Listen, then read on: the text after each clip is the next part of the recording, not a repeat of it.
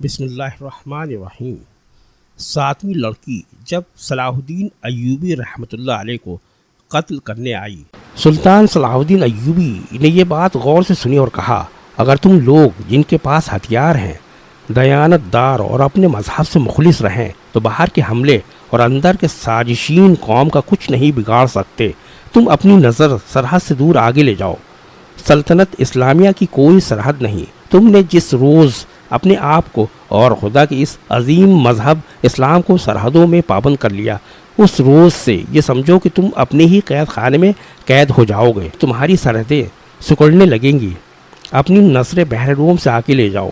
سمندر تمہارا راستہ نہیں روک سکتے۔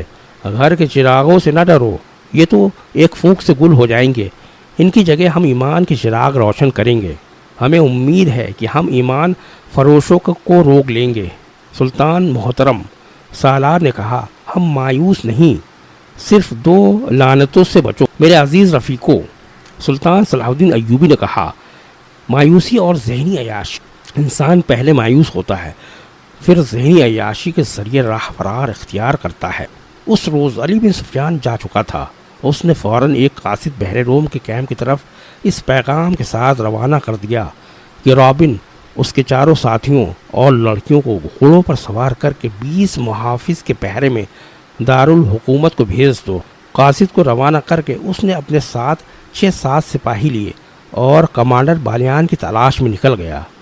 اس نے ان سوڈانی کمانڈروں سے جو باہر بیٹھے تھے بالیان کے متعلق پوچھ لیا تھا۔ سب نے کہا تھا کہ اسے لڑائی میں کہیں بھی نہیں دیکھا گیا تھا اور نہ ہی وہ اس فوج کے ساتھ گیا تھا جو بحر روم کی طرف سلطان صلاح الدین ایوبی کی فوج پر حملہ کرنے کے لیے بھیجی گئی تھی۔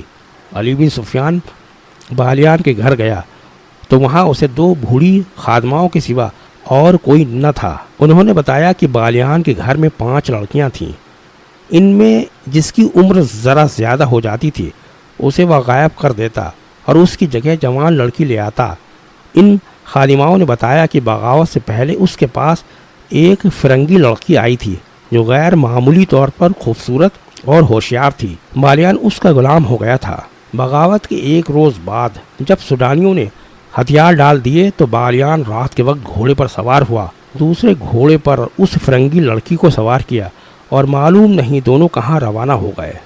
ان کے ساتھ 7 گھڑ سوار تھے۔ حرم کی لڑکیوں کے متعلق بوڑھیوں نے بتایا کہ وہ گھر میں جو ہاتھ لگا اٹھا کر چلی گئیں۔ علی بن سفیان وہاں سے واپس ہوا تو ایک گھوڑا سر پر دوڑتا آیا اور علی بن سفیان کے سامنے رکا۔ اس پر فخر المصری سوار تھا۔ کود کر گھوڑے سے اترا اور ہافتی کانپتی آواز میں بولا، میں آپ کے پیچھے آیا ہوں۔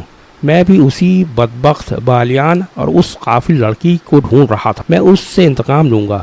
جب تک ان دونوں کو اپنے ہاتھوں قید نہیں کر لوں گا مجھے چین نہیں آئے گا۔ میں جانتا ہوں وہ کدھر گئے ہیں۔ میں نے ان کا پیچھا کیا ہے لیکن ان کے ساتھ 7 مسلح محافظ ہیں۔ اس نے علی بن سفیان کے گھوڑے پر ہاتھ رکھ کر کہا، خدا کے لیے مجھے صرف 4 سپاہی دے دیں، میں ان کے تعاقب میں جاؤں گا، انہیں ختم کر کے آؤں گا۔ علی بن سفیان نے اسے اس وعدے سے ٹھنڈا کیا کہ وہ اسے 4 کی بجائے 20 سوار دے گا۔ وہ ساحل سے آگے اتنی جلدی نہیں جا سکتے، میرے ساتھ رہو۔ علی بن سفیان مطمئن ہو گیا کہ یہ تو پتہ چل گیا ہے کہ وہ کس طرف گئے ہیں۔ اس وقت بالیان اس صلیبی لڑکی کے ساتھ جس کا نام موبی تھا ساحل کی طرف جانے والے عام راستے سے ہٹ کر دور جا چکا تھا۔ ان علاقوں سے وہ اچھی طرح واقف تھا۔ اسے معلوم نہیں تھا کہ سوڈانی فوج اور اس کے کمانڈو کو سلطان صلاح الدین ایوبی نے معافی دے دی ہے۔ ایک تو وہ سلطان کے عطاف سے بھاگ رہا تھا اور دوسرے یہ کہ وہ موبی جیسی حسین لڑکی کو نہیں چھوڑنا چاہتا تھا۔ وہ سمجھتا تھا کہ دنیا کی حسین لڑکیاں صرف مصر اور سوڈان میں ہی ہیں، مگر اٹلی کی اس لڑکی کے حسن اور دلکشی نے اسے اندھا کر دیا تھا۔ اس کی خاطر وہ اپنا رتبہ، اپنا مذہب اور اپنا ملک ہی چھوڑ رہا تھا، لیکن اسے یہ معلوم نہیں تھا کہ موبی اس سے جان چھڑانے کی کوشش کر رہی تھی۔ وہ جس مقصد کے لیے آئی تھی وہ ختم ہو چکا تھا، سارا مقصد تباہ ہو گیا تھا۔ تاہم موبی اپنا کام کر چکی تھی، اس کے لیے اس نے اپنے حسن اور اپنی عزت کی قربانی دے دی تھی۔ وہ ابھی تک اپنی عمر سے دگنی عمر کے آدمی کی عیاشی کا ذریعہ بنی ہوئی تھی۔ بالیان اس خوش فہمی میں مبتلا تھا کہ موبی اسے بری طرح چاہتی ہے، مگر موبی اس سے نفرت کرتی تھی۔ وہ اس مقصد کے لیے بالیان کے ساتھ لیے ہوئے تھی کہ اسے اپنی حفاظت کی ضرورت تھی۔ اسے بحر روم پار کرنا تھا یا رابن تک پہنچنا تھا۔ اسے معلوم نہیں تھا کہ رابن اور اس کے ساتھ جو تاجر کی بھیس میں تھے پکڑے جا چکے ہیں۔ اس مجبوری کے صحت وہ بالیان کے ہاتھ میں کھلونا بنی ہوئی تھی۔ وہ کئی بار اسے کہہ چکی تھی کہ تیز چلو اور پڑاؤ کم کرو ورنہ پکڑے جائیں گے، لیکن بالیان جہاں اچھی سایہ دار جگہ دیکھتا رک جاتا۔ اس نے شراب ذخیرہ اپنے ساتھ رکھ لیا تھا۔